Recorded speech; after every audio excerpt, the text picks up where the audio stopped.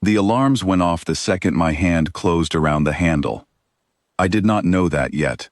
All I knew was that a giant metal hammer was sitting in the middle of the hallway, blocking my cart, and my shift ended in 40 minutes. My name is Dave Whitlock.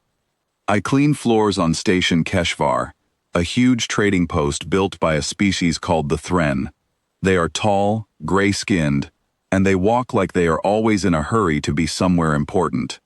I am not important. I push a cart, I mop floors, and I empty trash bins that smell like burnt metal. That morning, the east corridor was closed off with red rope and small floating signs I could not read. Behind the rope, on a stone platform, sat a hammer taller than me. Its head was black stone wrapped in silver bands. The handle looked worn smooth, like 1,000 hands had gripped it before mine. Nobody told me not to touch it. Nobody told me anything, actually, because nobody ever tells the janitor anything. So I stepped over the rope, grabbed the handle with both hands, and pulled it off the platform so I could get my cart through. It came up easy, lighter than my mop bucket, honestly. That is when the alarms started. Red lights spun along the ceiling. A siren wailed somewhere above me, the kind of sound that makes your chest hurt. Thren guards came running from both ends of the hallway, their weapons raised, their eyes wide with something that looked like fear and awe mixed together. I froze. The hammer was still in my hands. "Put it down," one guard shouted, his voice shaking. "Put it down slowly." "I was just moving it," I said. "It was blocking my cart." Nobody answered me. More guards arrived. Then came a Thren woman in long robes, silver rings on every finger, walking fast, her face pale. She stopped 10 feet away and stared at the hammer in my hands like it was on fire. "You lifted the Kal Meth," she whispered. "The what?" "The hammer of judgment. No being has lifted it in 300 cycles. Warlords have tried, champions have tried, machines built for lifting mountains have tried and failed." I looked down at the hammer. It really did not feel heavy.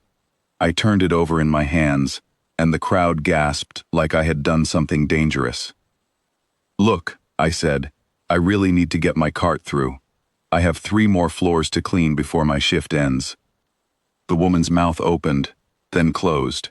She did not seem to understand the words coming out of my mouth. More people arrived, reporters with floating cameras, scholars in dusty robes, a group of soldiers wearing gold armor, standing at attention like they were guarding a king. Word was spreading through the station faster than I could explain myself. A tall man pushed through the crowd, human, like me, wearing a station security uniform. His name tag read Marcus Bell.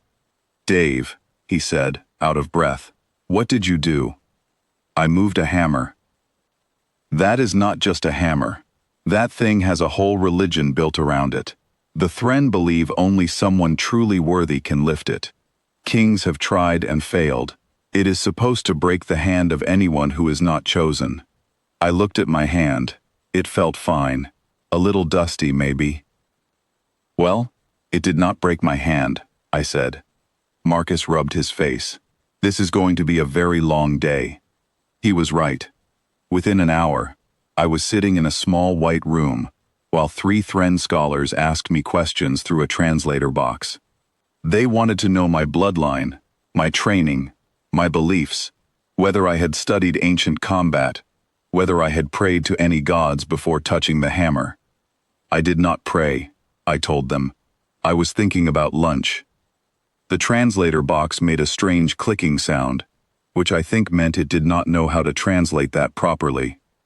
"You must understand," said the oldest scholar, a woman with deep lines across her face. "The Kal Meth was forged by the first builders of this galaxy, long before the Thren existed. It carries a test inside it. Anyone unworthy who touches it feels great pain. Bones have shattered. Minds have broken." "I just felt like I was picking up a tool," I said. "It has a good grip, honestly. Better than my mop handle." The scholars looked at each other like I had said something forbidden. They ran tests on me for the rest of the day. Scans of my body, my blood, Even my thoughts through a strange metal ring they placed on my head. Nothing showed anything special. I was just a man who cleaned floors for a living, who liked simple food, who missed his sister back on Earth, and who really wanted this whole thing to be over, so he could get some sleep. By evening, the story had spread across the entire station, and, from what Marcus told me, across several other worlds connected by the trade network. Ships were arriving. Groups who had spent generations trying to lift the hammer wanted to see the human who did it by accident. I was brought back to the East Corridor, which was now filled with more people than I had ever seen in one place. Guards lined the walls. Cameras floated everywhere. The woman in the silver robes, whose name I learned was Ambassador Lyra, stood at the front. "There is a tradition," she said, her voice carrying across the crowd, "that whoever lifts the Kaal Meth must face the trial of Silkar. It has not happened in 300 cycles, but the old laws still stand." "What is that?" I asked. "A challenger will test your worth in combat. If you win, your claim is proven. If you lose, the hammer returns to its resting place, and you are freed from this matter." I did not like the sound of combat. I am not a fighter. I have never been in a real fight in my life. I clean floors. A challenger stepped forward, a huge Thren warrior named Bask Tor, wearing armor that looked like it weighed more than my entire cart. The crowd cheered his name like he was already the winner. "I do not want to fight anyone," I said quietly to Marcus, who stood near me, looking just as worried as I felt. "You might not have a choice," he whispered back. I stood there holding the hammer, watching this massive warrior approach, and I thought about my job. About the floors I still had not finished cleaning. About how none of this made any sense to me. Then an idea came to me, simple and a little strange. "Wait," I said, loud enough for the crowd to hear. "Before this fight starts, can I ask something?" Ambassador Lyra nodded slowly. "What is the actual purpose of this hammer? Not the legend, the real purpose. What was it built to do?" The old scholar stepped forward again. "It was said to test strength, courage, and the will to endure pain without breaking." "Right," I said. "But before all the legend stuff, before the tests and the trials, what job was it actually made for? Every tool has a job." The scholars looked at each other, confused by the question. Nobody seemed to have an answer. "I will show you," I said. I turned away from the warrior, walked to the pile of dust and broken stone left behind from the crowd trampling through the corridor all day, and I began sweeping it with the flat side of the hammer. The entire hallway went silent. I pushed the dust into a neat pile near the wall, the same way I do every single day with my mop and broom. The hammer worked well for it, honestly. Heavy enough to move things fast, wide enough to cover a lot of ground in one push. "What are you doing?"